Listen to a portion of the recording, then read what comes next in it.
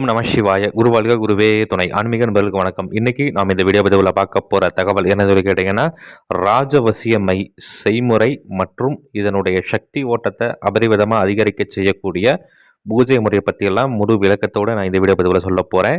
நீங்கள் இந்த வீடியோ பார்க்கறதுக்கு முன்னாடி நம்மளுடைய யூடியூப் சேனல் ஸ்ரீ வேத சிவசக்தி சாயி யூடியூப் சேனலை சப்ஸ்கிரைப் பண்ணாதவங்க பண்ணிக்கோங்க. அப்படியே பக்கத்தில் இருக்கக்கூடிய பெல் ஐக்கான் பட்டனையுமே கிளிக் பண்ணிக்கோங்க. சரி, வாங்க இந்த வீடியோ பதிவுக்குள்ளே போகலாம்.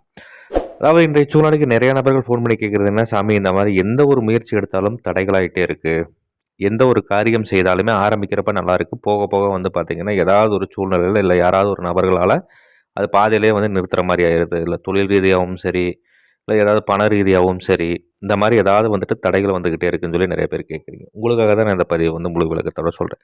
நான் இப்போ சொல்லக்கூடிய இந்த ராஜ விஷயமையை வந்து முறையாக செய்து பயன்படுத்திட்டு வரீங்க அப்படிங்கிற பட்சத்தில் காரிய தடைகளை வந்து நீக்கி தரும். பணம் சம்பந்தமான முயற்சிகள், தொழில் சம்பந்தமான முயற்சிகள், எந்த ஒரு முயற்சி எடுத்தாலுமே வெற்றி கிடைக்கும் சொல்லி சித்தர்மொழிகள் குறிப்பிடப்பட்டிருக்கு.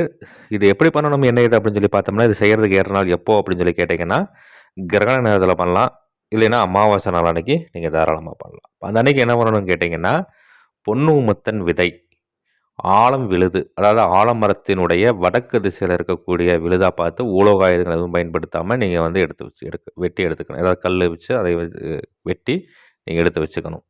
ஸ்ரீதேவி செங்கலுநீர் மூலிகை, பொற்றலை கையாந்தகரை மூலிகை, வெள்ளருக்கன் மூலிகை, தொட்டால்வாடி மூலிகையினுடைய வேர், இதெல்லாத்தையும் நீங்கள் முறையாக எடுத்து இதை என்ன பண்ணணும்னு கேட்டிங்கன்னா தைலம் இறக்கணும். குளித்தைலம் இறக்கணும். குளித்தைலம் எப்படி இறக்கணுமோ இதுக்கு முன்னாடி ஒரு வீடியோவில் கொடுத்துருக்குறேன், அதை பார்த்து தெரிஞ்சுக்கோங்க. குளித்தைலங்கள் இறக்கி நீங்கள் முறையாக வந்து இந்த தைலத்தோட அஷ்டகந்தம் சேர்த்துட்டு அழிஞ்சி விதை தைலம் சிறிதளவு சேர்த்து நல்லா 2 ஜாமங்கள் மைப்பதம் வர மாதிரி நல்லா அரைச்சிக்கணும். அரைச்சிட்டு இதை எடுத்து ஒரு செம்பு சிம்மில் பதனம் பண்ணி ஒரு சுத்தமான இடத்துல பீடம் அமைக்கணும். தலை வாழையில் வரித்து அதற்கு மேலே சாம்பல் கொட்டி பரப்பி நான் இந்த வீடியோவில் ஒரு எந்திரம் ஒன்று கொடுத்துருக்குறேன்.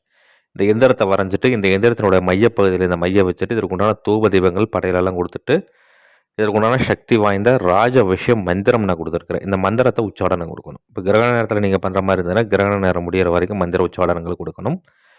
அமாவாசை நாளைக்கு நீங்கள் ஆரம்பிக்கிற மாதிரி இருந்ததுன்னா பௌர்ணமி வரைக்கும் நீங்கள் இந்த பூஜைகள் செய்கிற மாதிரி இருக்கும். இந்த மாதிரி மந்திர உச்சாடனங்கள் கொடுத்து ஒரு வெண்பூசணிக்காய் சுற்றி உடச்சி போட்டுட்டு இந்த மைய எடுத்து பத்திரமா வச்சுக்கிட்டு தேவைப்படும் பொழுது இந்த மையம் உங்களுடைய நெற்றியிலையோ புருவ மத்தியிலையோ இல்லை புருவத்தலையோ உச்சந்தலையிலோ நீங்கள் வச்சுட்டு போய் ஒரு காரியத்தை செய்கிறீங்க அப்படிங்கிற பட்சத்தில் அந்த காரியங்கள் எந்த ஒரு தங்கு தடை இல்லாமல் நல்லபடியாக வந்து நடக்கும் சொல்லி சித்தர்மொழிகள் குறிப்பிடப்பட்டிருக்கு.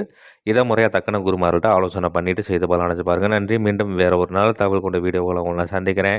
அதுக்கு முன்னாடி நம்மளோட யூடியூப் சேனல் ஸ்ரீ வேத சக்தி சாயி யூடியூப் சேனலை சப்ஸ்கிரைப் பண்ணாதவங்க பண்ணிக்கோங்க. அப்படியே பக்கத்தில் இருக்கக்கூடிய பெல் ஐக்கான் பட்டனையுமே கிளிக் பண்ணிக்கோங்க. சரி, நன்றி, வணக்கம், வாழ்க வளமுடன். ஓம் நம சிவாய. குருவாழ்க குருவே துணை.